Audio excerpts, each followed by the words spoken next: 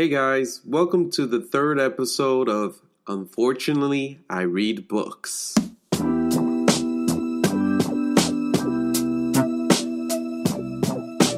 Confucius said you cannot open a book without learning something. In this week's episode, I talk about the Goodreads app and the three things I like about it, which is the challenges, your building of want lists, and the stats you get after you read your yearly book challenge. So let's get into it.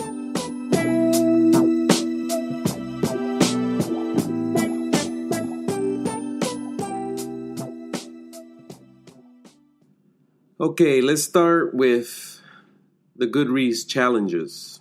It's a cool feature they have. So you just basically enter how many books you want to read. My challenge last year, the first year I did the challenge, was 60 books. And I'm sticking with that this year for the reason that 60 books is what an average CEO reads.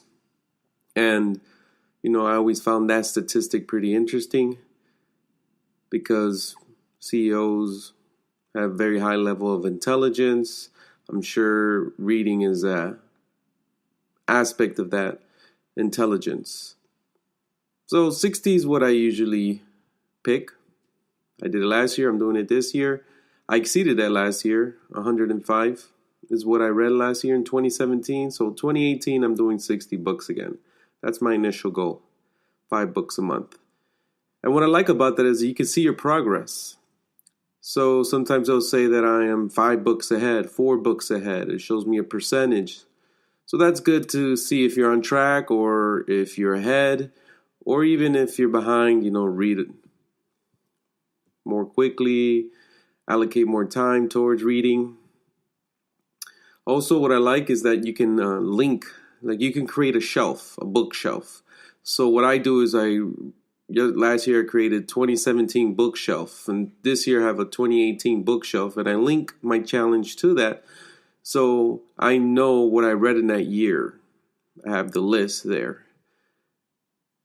And I think that's a pretty cool aspect of Goodreads, the challenge. So, you got to challenge yourself if you want to read more. And that's a good way to stay on track. And it also has links for social media, so you can post that on Facebook or other social media platforms. The second aspect I like about Goodreads is that you can build a want list. So I have the app on my phone and I also have it on a computer. So say I'm listening to a podcast or reading an article and I see some books that people mention, I go straight to my Goodreads and I add them to my want list. And I always look at that list anytime I need to order some new books from the library or on my Overdrive app, which is also a library app. The other thing about the list is that when you're looking at the profile of a book, like let's just say Dale Carnegie's How to Win Friends and Influence People, it's good to go on Amazon. You see good reviews. You see other books that are like it. I feel that Goodreads does a better job of that. I guess there's more engagement, more people participating. So you get better information. I still go on Amazon and look at books there. And I'll look at the same book on Goodreads also because you can see what the ratings are. Like sometimes on Amazon you'll see a book have 500 ratings. Like, oh, it doesn't have a lot. And you go on Goodreads and it has 2,000 ratings. You're like, oh, wow. Maybe I should read this. You can also read a lot more reviews on Goodreads.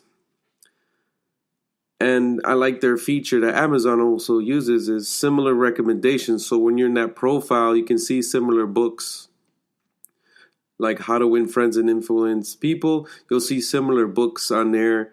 And I'll scroll through there and look, and you'll find some interesting books. The way I do it is anything that has like over 500 ratings on it and above, close to 4 or above stars, piques my interest. And lastly, I like the statistics. The statistics on Goodreads is pretty cool. Like right now I'm looking at last year's, and one of the statistics is I read 24,645 pages across 105 books. Pretty cool. I didn't know I read that much pages.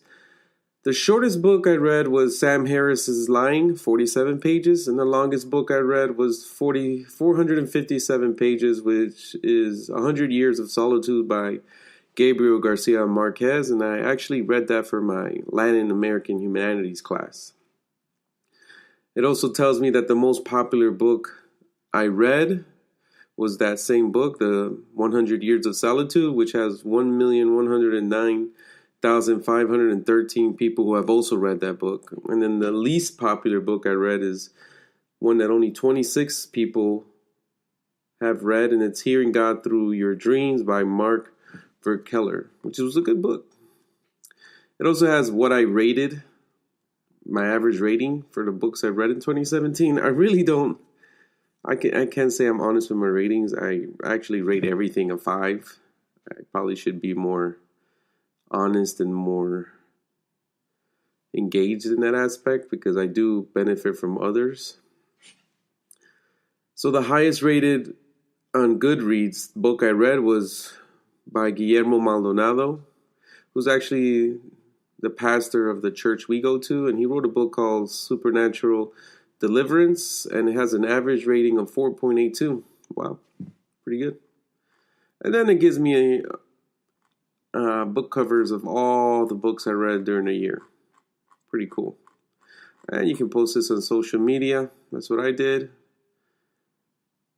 And that was pretty cool feature. So there you have it. That's what I like about Goodreads. It's an awesome app. It's free. I like the app on the phone. I like the app on the computer. And on the show descriptions, I'm going to put a link to my year in books for 2017 and also a link to my 2018 challenge and a link to my want list. Also going to put a link for my Twitter and my Instagram. I haven't done that for other episodes. I'm going to do it for this one, just to start growing the following.